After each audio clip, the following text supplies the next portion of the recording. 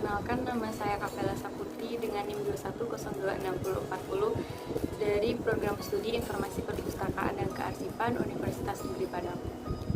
Sebelumnya saya telah mewawancarai dua kearifan lokal dari satu narasumber, yaitu Bang Oksa. Nah, pada kali ini saya akan menjelaskan kembali tentang hasil wawancara saya pada minggu lalu. Nah, di sini saya akan menjelaskan tentang kearifan. Saya mewawancarai dua kearifan lokal yang ada di Sumatera Barat, khususnya tempat saya tinggal, yaitu Padang Pariaman. Saya mewawancarai pertama yaitu tentang Mului atau Maulid Nabi, yang kedua yaitu Sapa. Baiklah, saya akan memaparkan pengertian Sapa dengan Maulid Nabi. Sebelum saya membahas tentang Maulid atau Maulid Nabi dan Sapa, saya akan menjelaskan dulu tentang pengertian dari kearifan lokal. Nah, kearifan lokal sendiri yaitu adalah suatu pandangan hidup atau suatu kebiasaan masyarakat yang dilakukan secara turun-temurun dan menjadi suatu kebudayaan di dalam masyarakat tersebut. Nah, di Padang Pariaman sendiri ada suatu kearifan lokal yang diantaranya yaitu ada Maulid Nabi atau Mului atau Sapa dan Basapa. Nah, pertama saya akan menjelaskan yaitu tentang Mului atau Maulid Nabi. Mului atau Maulid Nabi adalah suatu kegiatan atau perayaan yang dilakukan oleh masyarakat Pariaman untuk merayakan kelahiran Nabi Muhammad SAW. Sebenarnya Nabi sendiri tidak pernah merayakan acara kelahirannya tersebut. Namun, masyarakat memiliki inisiatif untuk merayakan kelahiran Nabi Muhammad atas rasa syukur dan terima kasih mereka karena kelahiran Nabi Muhammad adalah rahmat di sebagian alam. Sebenarnya pada acara Maulid Nabi ini atau Mului ini sebenarnya mendapat pertentangan dari berbagai kalangan. Namun masyarakat dengan tegas, khususnya masyarakat Padang Pariaman dengan tegas menyatakan bahwa acara ini adalah hanya semata-mata untuk rasa syukur kami yang kami panjatkan kepada Nabi Muhammad SAW. Nah, dengan demikian acara Mului ini dapat diterima dengan luas oleh masyarakat Padang Pariaman dan masyarakat setempat. Kemudian, acara Mului ini terbagi beberapa sesi, khususnya di Padang Pariaman. Hal ini dilakukan dengan perayaan bermacam-macam. Tapi di Padang Pariaman sendiri, acara Mului ini dilakukan dengan cara yaitu badiki atau berzikir. Acara Mului ini terinspirasi dari salah seorang tokoh, Abdullah Satariah, dari pendiri Syarikat Tabiah di Sumatera Barat, yaitu seorang tokoh ulama yang cukup besar dan cukup terkenal di Padang Pariaman. Nah, selanjutnya acara Maulid Nabi ini pada zaman dahulu diiringi dengan namanya Badampiang. Pada zaman dahulu, perayaan Maulid Nabi ini mendapat pertentangan dari orang-orang Sumatera Barat, khususnya Padang Pariaman. Hal ini dikarenakan karena pada zaman dahulu perayaan Maulid Nabi ini diiringi dengan yang namanya yaitu Badampiang. Nah, Badampiang ini adalah suatu kegiatan yang dilakukan dengan cara ada orang yang bersilat, kemudian diiringi dengan nyanyian atau irama-irama berirama Hindu-Buddha yang sangat disukai dan diminati oleh masyarakat setempat.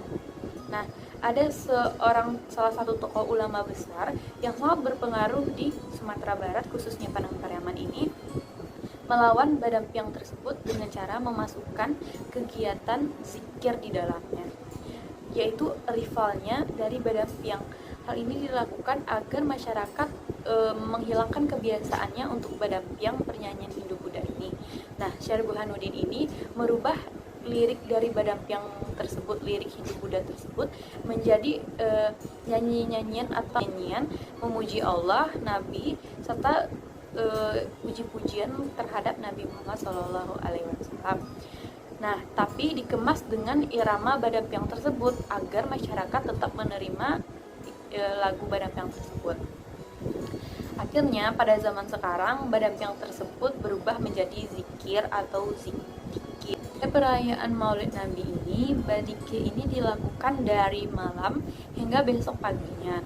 Biasanya itu terdapat beberapa ustadz atau dalam bahasa Minang yaitu labai atau ungku melakukan zikir dari malam sampai pagi. Nah, pada siang harinya mereka akan disajikan dengan jamba. Nah, bajamba ini merupakan suatu kearifan lokal juga di masyarakat, khususnya Padang Pariaman.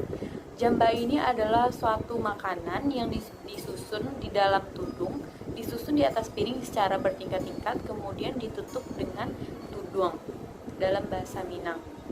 Di dalamnya itu terdapat makanan-makanan pokok seperti nasi, lauk pauk, dan sebagainya. Hal ini dilakukan untuk makan bersama untuk orang-orang yang badikia. Nah, ini juga termasuk rasa terima kasih kita kepada Allah, kepada Nabi Muhammad karena telah memberikan kita rezeki yang berlimpah, kekayaan alam. Nah, kemudian jamba ini dibuatlah secara bersama-sama. Nah, pembuatan jamba ini sebenarnya tidak wajib juga. Ini tergantung bagaimana suatu korong atau suatu masyarakat melakukan aturan. Misalnya di suatu masyarakat itu ada yang diwajibkan membawa jamba satu rumah satu jamba, atau diganti dengan infak atau uang untuk pembangunan masjid atau sebagainya.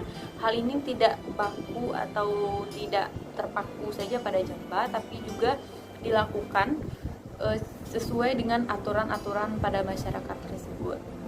Nah, selain bajamba, biasanya masyarakat juga membawa itu ada namanya lamang. Nah, lamang ini sendiri yaitu beras ketan yang dibakar melalui bambu. Nah, kemudian diberi santan. Nah, hal ini yang makanan tersebut yang dinamakan dengan lamang. Hal ini juga menjadikan ciri khas dari Maulid Nabi tersebut. Namun, pembuatan lamang ini seperti jamba tidak diwajibkan sesuai dengan ketentuan atau aturan di masyarakat setempat atau korong setempat. Nah, begitulah penjelasan tentang Mulud atau Maulid Nabi di Sumatera Barat. Kearifan lokal yang kedua yang saya wawancarai pada pertemuan sebelumnya pada minggu lalu yaitu Sapa atau Basapa. Nah, Sapa atau Basapa ini adalah suatu kearifan lokal yang berada di Sumatera Barat, khususnya Ulakan Tapakis. Sapa sendiri memiliki arti yaitu dalam bahasa Arab yaitu Safar atau Sofar, yaitu bulan kedua di tahun Hijriah setelah Muharram. Nah, Sapa atau acara Sapa ini yaitu acara yang ditujukan atau diperuntukkan untuk memperingati wafatnya salah satu ulama karismatik di Sumatera Barat yaitu pada 10 Safar 1111 Hijriah. Nah, ulama karismatik ini adalah Syekh Burhanuddin. Syekh Burhanuddin ini adalah suatu orang atau satu tokoh ulama yang membawa ilmu-ilmu yang begitu bermanfaat di Sumatera Barat, khususnya Ulakan Tapakis. Nah, para jamaah-jamaahnya sangat percaya terhadap ilmu-ilmu atau murid-murid yang diajar oleh Syekh Burhanuddin ini. Nah, syarikat tersebut atau murid-murid tersebut merasa sangat kehilangan atas wafatnya Syekh Burhanuddin tersebut. Syekh Burhanuddin ini sangat berpengaruh dalam kehidupan mereka, dalam mengajarkan mereka ilmu yang sangat-sangat bermanfaat. Nah, Tariqah Satariyah ini, yaitu murid-muridnya ini berinisiatif untuk memperingati wafatnya dari guru besar mereka, yaitu Syekh Burhanuddin.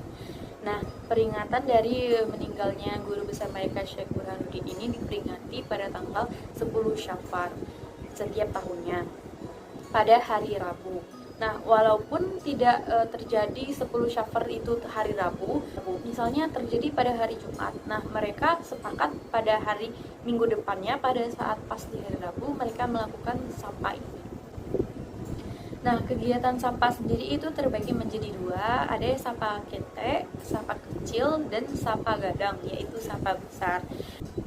Nah, biasanya pada sapa gadang atau sapa besar ini yang datang ke kuburan Syekh Burhanuddin ini biasanya terdiri dari kota-kota 50 kota, Payakumbuh, Bukit Tinggi, Solo, seperti daerah-daerah bagian ke atasnya Sumatera Barat.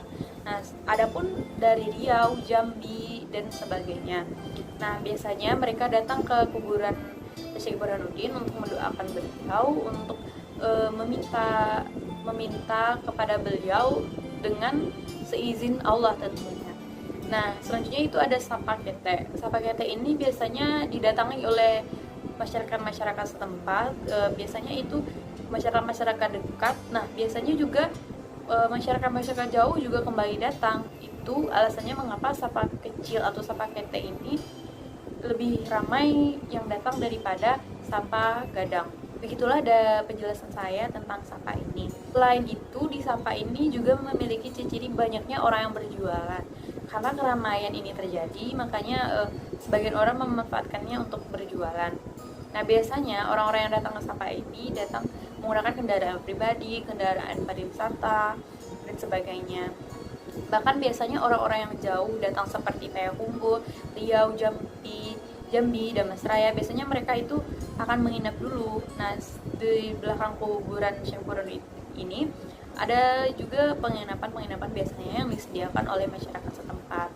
Ini saya juga akan menampilkan atau sedikit menunjukkan kepada kalian semua beberapa dokumentasi wawancara saya pada minggu lalu. Baiklah teman-teman semua, sekian dari penjelasan saya tentang kearifan lokal ini, yaitu tentang Mului atau Maulid Nabi dan Sapa atau Basapa ini yang memiliki arti besar menurut masyarakat Sumatera Barat.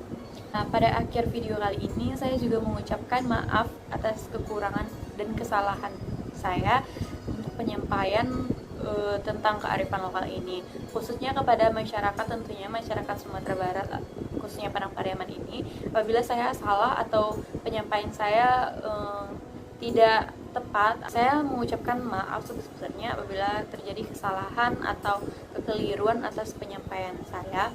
Saya mengharapkan kritik dan saran yang bersifat membangun. Terima kasih. Assalamualaikum warahmatullahi wabarakatuh.